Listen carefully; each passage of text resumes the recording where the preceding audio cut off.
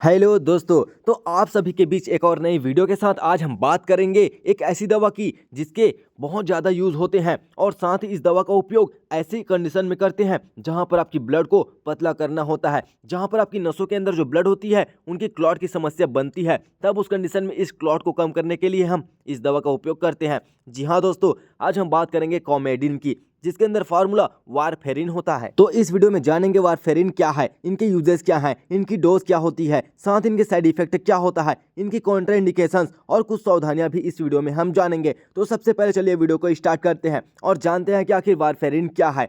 तो दोस्तों, वारफेरिन एक ओरल एंटीकोगुलेंट यानी कि खून को पतला करने वाली दवा होती है। यह खून के थक्के यानी कि ब्लड की क्लॉटिंग को बनने से रोकती है और साथ ही यह दवा विटामिन के एंटागोनिस्ट होती है, यानी कि विटामिन के अगेंस्ट काम करने वाली होती है। अब हम जानते हैं कि वारफेरिन लिवर में विटामिन के को इनहिबिट कर देता है और कुछ क्लॉटिंग फैक्टर को कम करती है, जिसमें फैक्टर सेकंड, फैक्टर 7, फैक्टर 9 और फैक्टर 10 इन सबको कम करके क्लॉट को बनने से रोकती हैं। दोस्तों, आगे हम बात करते हैं इनके यूजेस की। तो यहाँ पर डीप वेन थ्रोम्बोसिस यानी कि जो हमारे बॉडी के अंदर की जो नसें होती हैं उनके अंदर जो क्लॉट बन जाती हैं। दोस्तों, दूसरे नंबर पर आता है पल्मोनरी एम्बोलिज्म, यानी कि हमारे जो फेफड़ों के अंदर जो आर्टरी वाली जो वाल्व होती है उनके अंदर क्लॉट बनती है। तीसरा आता है आर्ट्रियल फाइब्रिलेशन, यानी कि अनियमित दिल की धड़कनें, यानी कि यहाँ पर आप इनको समझें तो एरिथमिया की केस होती है, तब उस कंडीशन में वारफेरिन को देते हैं। और साथ ही यहाँ पर मैकेनिकल हार्ट वाल्व वाले मरीज, यानी कि जो आर्टिफिशियल वाल्व लगाई जाती है,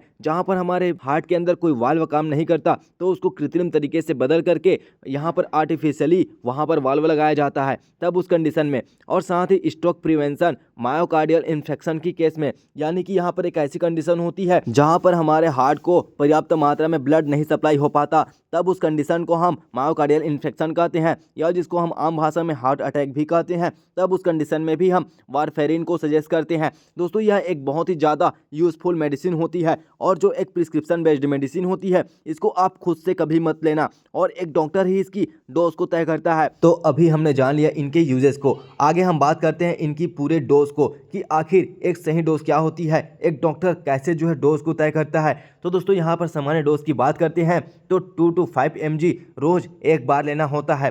और अगर कोई ज़्यादा एडल्ट पेशेंट है तब उस कंडीशन में उस मरीज को 2 mg या उससे कम भी दी जाती है। दोस्तों, यह एक हाई रिस्क ब्लीडिंग वाले मरीज में बहुत कम डोज में दी जाती है, क्योंकि पहले से ही उनके बॉडी के अंदर ब्लीडिंग हो रही है, तब उस कंडीशन में भी डोज को तय करते हैं। आगे हम बात करते हैं अब इसकी साइड इफेक्ट को। जहां पर हर मेडिसिन की साइड इफेक्ट होती है, तब उस कंडीशन में यहाँ पर भी इनकी एक साइड इफेक्ट होती है, जहां पर अगर कोई पेशेंट इसका गलत यूज़ करता है या इनकी ओवरडोज लेता है या इनको अपनी मनचाहा तरीके से लेता है, तब उस कंडीशन में साइड इफेक्ट देखने को मिलता है। तो इसके अंदर खून ज़्यादा बहना, दोस्तों नाक से खून आना, मसूड़ों से खून आना, पेशाब में आपको खून की दिक्कतें आ सकती है। साथ ही वारफेरिन स्किन नेक्रोसिस, यानी कि जिसमें स्किन की जो सेल्स होती हैं वो मर जाती है। और इसके साथ ही पर्पल टॉय सिंड्रोम, जहां पर पैर की उंगलियां नीली दिखाई देती है, और साथ ही बाल की झड़ने, ये सभी कॉमन साइड इफेक्ट देखने को मिल सकता है। दोस्तों, आगे हम बात करते हैं इनकी कॉन्ट्राइंडिकेशंस की, जिसमें गर्भावस्था में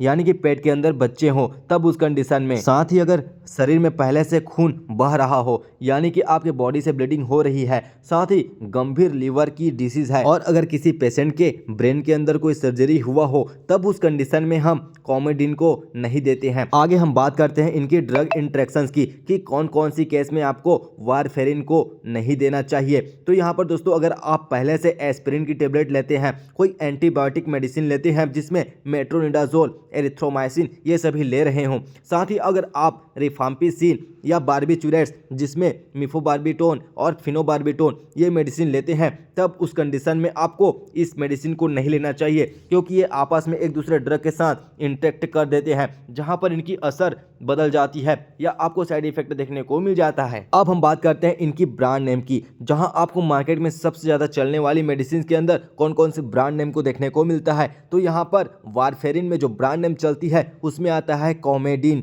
जेंटोवेन, वार्फ और साथ ही वारफेरिन सोडियम टेबलेट, जो एक जेनरिक नेम से आपको देखने को मिल जाता है और दोस्तों ये सभी कॉमन ब्रांड नेम होती हैं। तो दोस्तों आज के इस वीडियो में हमने वारफेरिन की पूरी जानकारी आसान भाषा में समझी है। साथ ही अगर वीडियो पसंद आया होगा तो इस वीडियो के लिए लाइक सब्सक्राइब जरूर करना, और अगर आपको किसी अन्य मेडिसिन के बारे में जानना होगा तो हमें कमेंट जरूर कीजिएगा, हम उनकी वीडियो भी आपके साथ लाएंगे। तो चलिए आज के वीडियो को यहीं पर एंड करते हैं, मिलते हैं जल्द ही नेक्स्ट वीडियो में।